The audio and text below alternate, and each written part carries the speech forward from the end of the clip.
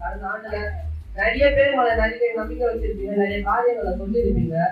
அது எப்படி நீங்க ஒரு நிறைவேறிச்சோ நிறைவேறலையோ, ஆனா நீங்க தேவன் இடத்துல நீங்க உங்க நம்பிக்கையை வைக்கிறீங்க. புதிய ஆண்டுல நீங்க உங்க காரியங்கள் எல்லாத்தையும் நீங்க ஒப்பு கொடுங்க. தேவன் மேல நீங்க நம்பிக்கையாக இருங்க. நம்பிக்கை வைத்து கர்த்தரை தன் நம்பிக்கையாய் கொண்டிருக்கிற மனுஷன் பாக்கியவான். அவரு நம்ம நம்பிக்கையா கொண்டிருக்கிற மனுஷன் தான் பாக்கியவான். நம்பிக்கை வைக்காத மனுஷன் பாக்கியவான் இல்லை. அப்போ நம்ம பாக்கியவானாக இருக்கணும்னா நம்ம தேவன் மேல நம்ம நம்பிக்கையா இருக்கணும்.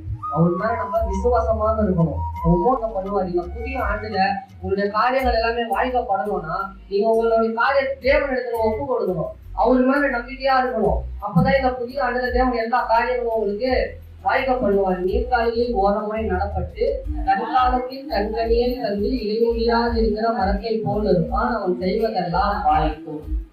நம்ம செய்யறதெல்லாம் வாய்க்கணும்னா நம்ம அவர் மேல நம்பிக்கையா இருக்கணும். நம்ம செய்யற காரியங்கள் எல்லாம் ஆசீர்வதிக்கப்படணும்னா நம்ம தேவன் இடத்துல நம்ம ஒப்பு கொடுக்கணும். அவர் இடத்துல நம்ம போய் சேரணும்.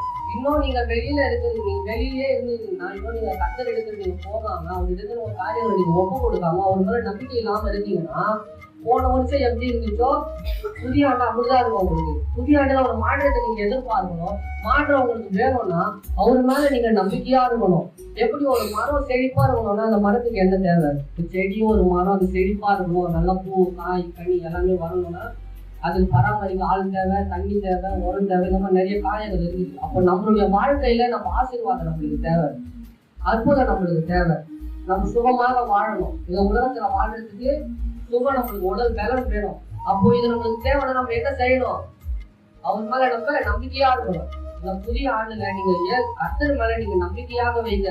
மனுஷன் மேல நீங்க நம்பிக்கை வைக்காதீங்க. போன ஆண்டுல மனுஷன் மேல நீங்க நம்பிக்கை வச்சு ஏமாந்து போயிருப்பீங்க. ஆனா இந்த புதிய ஆண்டுல நீங்க ஏசப்பா மேல நம்பிக்கை வச்சு அவர் மேல நீங்க விசுவாசமாக இருங்க.